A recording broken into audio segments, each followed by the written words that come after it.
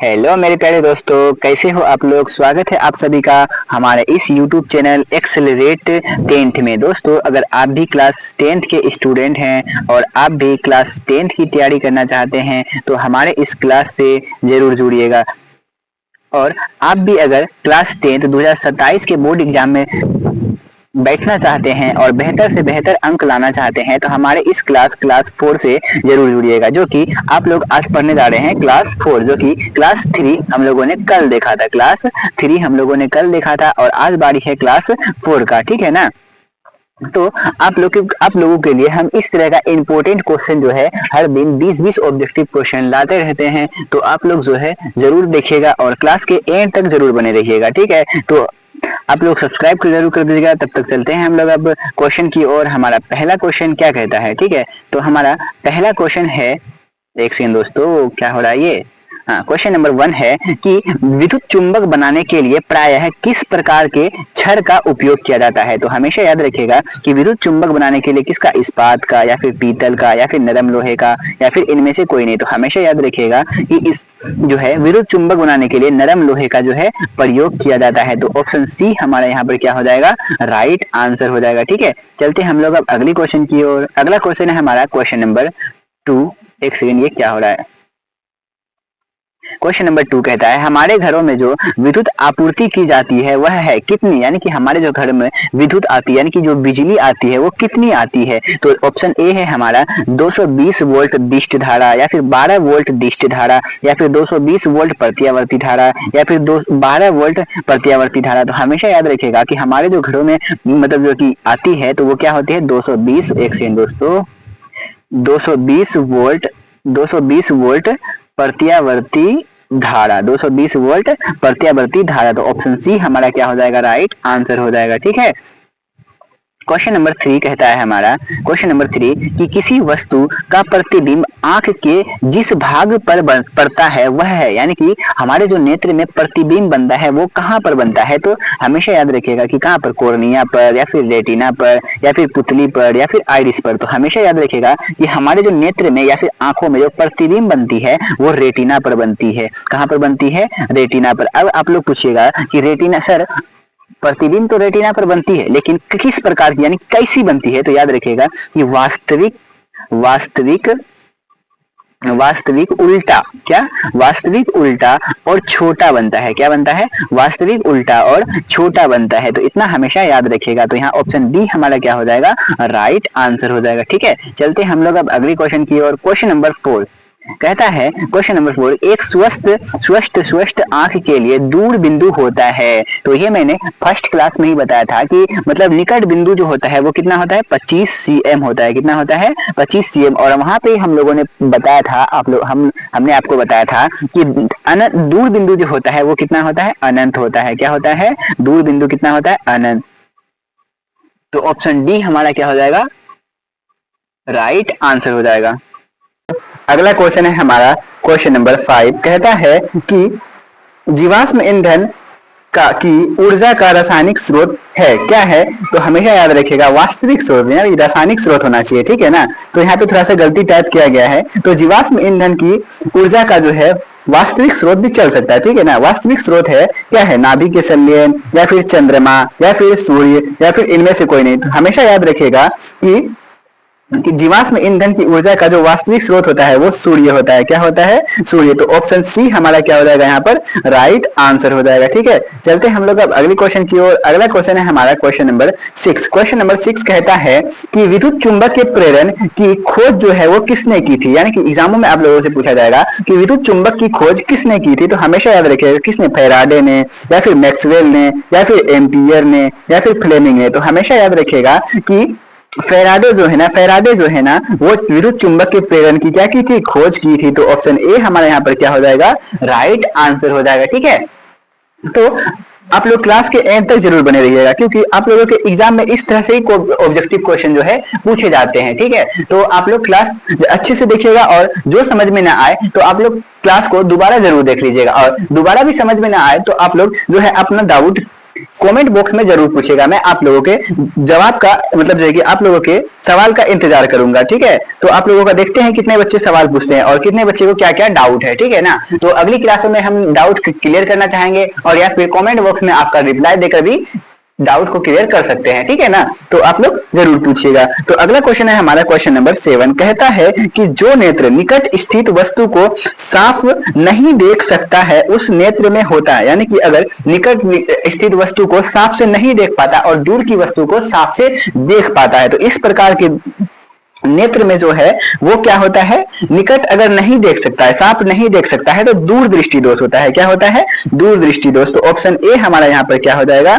Right answer हो जाएगा। अगर हमारा नेत्र निकट की वस्तु को साफ साफ नहीं देख सकता है और दूर की वस्तु को साफ साफ देख सकता है तो उसे हम लोग क्या कहते हैं, दूर दृष्टि दोष। और दूर की वस्तु को साफ साफ देख सकता है और निकट की वस्तु को साफ साफ नहीं देख सकता है, निकट की वस्तु को साफ साफ नहीं देख सकता है तो हम लोग उसे क्या कहते हैं, क्या, निकट दृष्टि दोष। क्या कहते हैं, निकट दृष्टि दोष। और ये ना तो जो दूर की वस्तु को साफ साफ देख पाए और जो ना पास की वस्तु को साफ साफ देख पाए तो उसे हम लोग कहते हैं, क्या कहते हैं, जरा दृष्टि दोष। और वर्णधता होता है जिसे हम लोग कहते हैं इंग्लिश में कलर ब्लाइंडनेस कहते हैं, जो कि ऐसे नेत्र जो कि लाल और हरे के बीच में फर्क नहीं कर पाते हैं, यानी कि अगर लाल रंग का कपड़ा या फिर हरे रंग का कपड़ा रख दिया जाए उसके सामने में तो वो जो है फर्क ज्यादा नहीं समझते हैं, तो उसे हम लोग क्या कहते हैं, वर्णधता या फिर कलर ब्लाइंडनेस, ठीक है ना। तो इतना आप लोग ध्यान रखिएगा। चलते हैं हम लोग अब अगली क्वेश्चन की ओर। अगला क्वेश्चन है हमारा क्वेश्चन नंबर 8, कहता है कि शाक सब्जियों का विघटित होकर कंपोस्ट बनना किस प्रकार की जो है अभिक्रिया है। तो हमेशा याद रखिएगा कि क्या है, उष्माक्षेपी है या फिर उष्माशोषी है या फिर उभयगामी है या फिर प्रतिस्थापन। तो हमेशा याद रखिएगा कि शाक सब्जियों का विघटित होकर कंपोस्ट बनना वो जो है उष्माक्षेपी रासायनिक अभिक्रिया है। किस प्रकार की रासायनिक अभिक्रिया है, उष्माक्षेपी। तो ऑप्शन बी जो हमारा क्या हो जाएगा, राइट आंसर हो जाएगा, ठीक है। चलते हम लोग अब अगली क्वेश्चन की ओर। अगला क्वेश्चन है हमारा एक सेकंड दोस्तों, क्वेश्चन नंबर 9 कहता है कि निम्नलिखित में कौन विजातीय यौगिक है, यानी कि विजातीय यौगिक यानी कि निम्नलिखित में कौन अलग है। विजातीय का मतलब क्या होता है, अलग। तो हमेशा याद रखिएगा कि अलग यहाँ पर क्या है, चूना पत्थर खड़िया एक ही हुआ या फिर संगमरमर, ये तीनों एक ही है। क्या है, चूना पत्थर खड़िया और संगमरमर क्या है, एक ही जाति के हैं। तो यह क्या हो जाएगा, प्लास्टर ऑफ पेरिस जो है विजातीय है यहाँ पर। तो ऑप्शन डी हमारा यहाँ पर क्या हो जाएगा, राइट आंसर हो जाएगा, ठीक है ना। तो चलते हैं हम लोग अब अगली क्वेश्चन की ओर। तो कैसा लग रहा है आप लोगों को क्लास करने में, तो जरूर बताइएगा, ठीक है। तो अगला क्वेश्चन है हमारा क्वेश्चन नंबर 10, कहता है कि निम्नलिखित में से पीएच का कौन सा मान जो है क्षारक विलयन को का मान देता है, यानी कि कैसा विलयन जो कि क्षारक का मान देता है। तो अभी हम लोगों ने पढ़ा था, पिछले ही क्लासों में पढ़ा था कि उदासीन विलयन का जो पीएच मान होता है वो 7 होता है। कितना होता है, 7। और अम्लीय विलयन का अगर बात बोली जाए तो वो 7 से कम होता है। और भस्मीय विलयन का जो मान होता है वो क्या होता है, 7 से अधिक होता है। तो हमेशा याद रखिएगा कि भस्म को ही, यानी कि भस्म को ही हम लोग क्या कहते हैं, क्षारक कहते हैं या फिर क्षार कहते हैं। तो ऑप्शन हमारा क्या हो जाएगा यहाँ पर, 7 से अधिक। और 7 से अधिक यहाँ पर क्या है, तो 13 क्या है, 7 से अधिक है। तो ऑप्शन डी हमारे यहाँ पर क्या हो जाएगा, राइट आंसर हो जाएगा, ठीक है। चलते हम लोग अब अगली क्वेश्चन की ओर। अगला क्वेश्चन है हमारा क्वेश्चन नंबर क्वेश्चन नंबर 11 कहता है कि कौन सा अधातु कमरे के ताप पर जो है द्रव अवस्था में होता है, यानी कि कमरे के ताप पर वैसा कौन ऐसा अधातु है, जिसे यहाँ धातु नहीं बोला, अधातु है, जो कि क्या होता है, कमरे के ताप पर द्रव होता है। तो क्या ब्रोमीन है, पारा है, तांबा है या फिर एल्युमिनियम। तो हमेशा याद रखिएगा कि वैसा अधातु जो कि कमरे के ताप पर द्रव अवस्था में होता है तो वो क्या होता है, ब्रोमीन होता है। क्या होता है, ब्रोमीन। और अगर आप लोगों को धातु पूछ ले, एक सेकंड दोस्तों, ये क्या हो रहा है, धातु, क्या अगर आप लोगों को धातु पूछ ले तो हमेशा मार कर आइएगा। क्या मार कर आना है, तो पारा। अगर धातु पूछ ले तो पारा और अधातु पूछ ले तो ब्रोमीन। तो यहाँ पर ऑप्शन ए हमारा क्या हो जाएगा, राइट आंसर हो जाएगा, ठीक है। चलते हम लोग अब अगले क्वेश्चन की ओर। अगला क्वेश्चन है हमारा क्वेश्चन नंबर 12, कहता है कि सीसा टीन के मिश्र धातु को कहते हैं। तो हमेशा याद रखिएगा कि सीसा और टीन के मिश्र धातु को जो कहते हैं, क्या कहते हैं, सोल्डर कहते हैं या फिर स्टील कहते हैं या फिर गन मेटल या फिर उपधातु। तो हमेशा याद रखिएगा कि सोल्डर क्या है, सोल्डर जो है वो सीसा और टीन का क्या है, मिश्र धातु है। क्या है, मिश्र धातु। तो ऑप्शन ए हमारा यहाँ पर क्या हो जाएगा, राइट आंसर हो जाएगा। चलते हैं हम लोग अब अगली क्वेश्चन की ओर। अगला क्वेश्चन है हमारा क्वेश्चन नंबर 13, कहता है कि ऑक्सीजन के दो परमाणु के बीच कितने आबंध पाए जाते हैं। ऑक्सीजन के दो परमाणु, ऑक्सीजन के दो परमाणु, तो मैंने एक ऑक्सीजन यहाँ ले लिया और एक ऑक्सीजन यहाँ,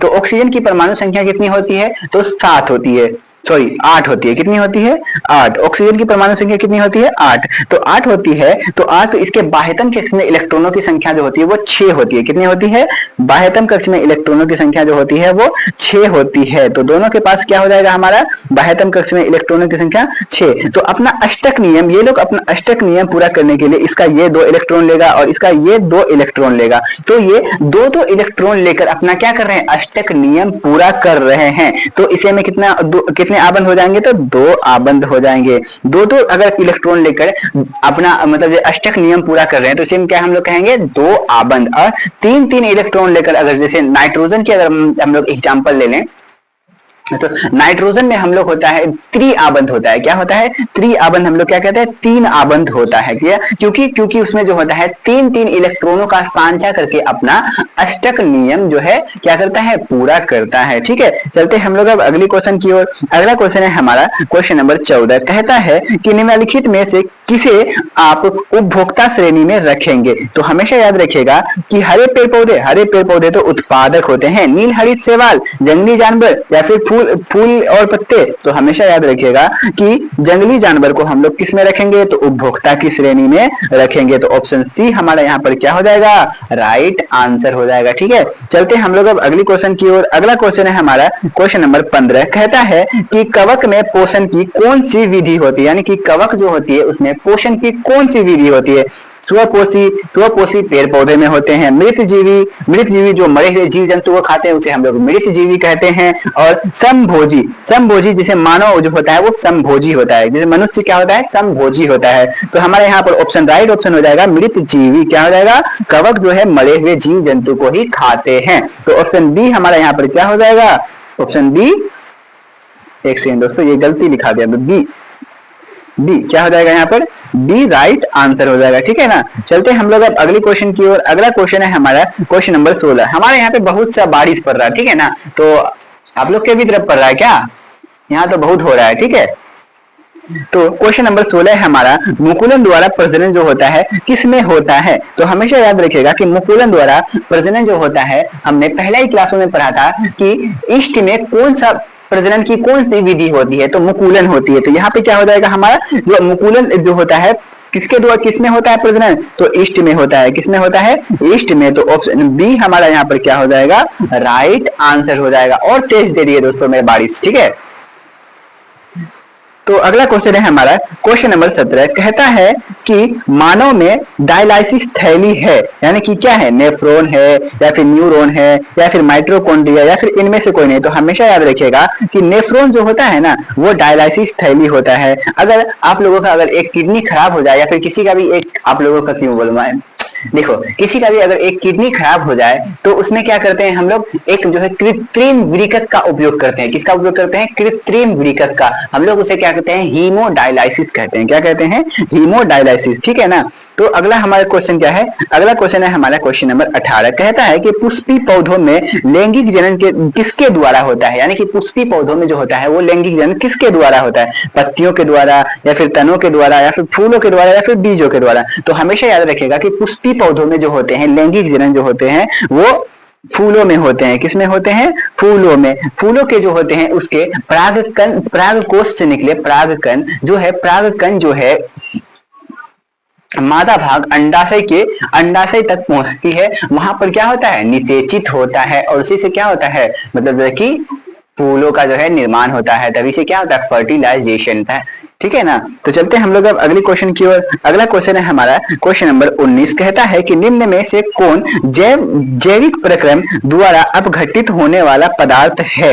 अपघटित पदार्थ यानी कि अपघटित यानी कि जैव, जैसे मान लीजिए कि अगर हमने किसी मतलब एक वस्तु को फेंका, अगर वो धरती में गल जाए तो उसे हम लोग क्या कहते हैं, जैव अपघटित। क्या कहते हैं, अपघटित। यहाँ पे क्या होना चाहिए, अपघटित। और जो नहीं गले उसे हम लोग क्या कहते हैं, जो ना गले उसे हम लोग कहते हैं अनिम्नीकरण कहते हैं, और जो गल जाए उसे निम्नीकरण और अपघटित भी बोल सकते हैं, क्योंकि वो गल जाता है। ठीक है, जैसे सूखे घास पत्ते ये तो गल जाते हैं, पॉलीथीन ना, रबर ये भी ना, तो प्लास्टिक का बोतल ये भी नहीं। तो हमारा राइट आंसर यहाँ क्या हो जाएगा, सूखे पत्ते, जो कि क्या होते हैं, गल जाते हैं। तो ऑप्शन ए हमारा यहाँ पर क्या हो जाएगा, राइट आंसर हो जाएगा। तो चलते हैं हम लोग अब अगली क्वेश्चन की ओर। अगला क्वेश्चन है हमारा क्वेश्चन नंबर 20, और ये है हमारा एक्शन दोस्तों, और ये है हमारा आज का 20 क्वेश्चन और आखिरी क्वेश्चन। ठीक है ना, तो आखिरी क्वेश्चन कहता है हमारा अनुवांशिकी के जनक किसे कहते हैं। तो याद रखिएगा कि अनुवांशिकी के जनक जो है किसे कहते हैं, ग्रेगर जोन मेंडल, या फिर डार्विन, या फिर न्यूटन, या फिर आर्किमिडीज। तो हमेशा याद रखिएगा कि ग्रेगर जोन मेंडल को जो है हम लोग कहते हैं क्या, अनुवांशिकी के जनक, या फिर अनुवांशिकी के पिता भी कहते हैं। ठीक है, तो कैसा लगा आप लोगों को हमारा ये क्लास, आप लोग कमेंट करके जरूर बताइएगा। ठीक है ना, तो और आप लोगों को जिस भी टॉपिक पर सवाल पूछना हो आप लोग कमेंट बॉक्स में जरूर पूछ सकते हैं। ठीक है ना, आप लोगों के हर सवाल का जो है जवाब दिया जाएगा, या फिर कमेंट बॉक्स में आपके रिप्लाई देकर किया जाएगा, या फिर आप लोगों को क्लास में ही आपके सवालों का जवाब दिया जाएगा। अगर आप लोगों को क्लास अच्छी लगी तो हमारे इस क्लास को लाइक जरूर कीजिएगा, और हमारे इस यूट्यूब चैनल को जो है सब्सक्राइब जरूर कीजिएगा, और अपने सभी दोस्तों तक शेयर करना भी ना भूलिएगा, क्योंकि शेयर करते रहिएगा। ठीक है, तो मिलते हैं हम लोग अब अगली क्लास में, तब तक के लिए धन्यवाद। जय हिंद, जय भारत।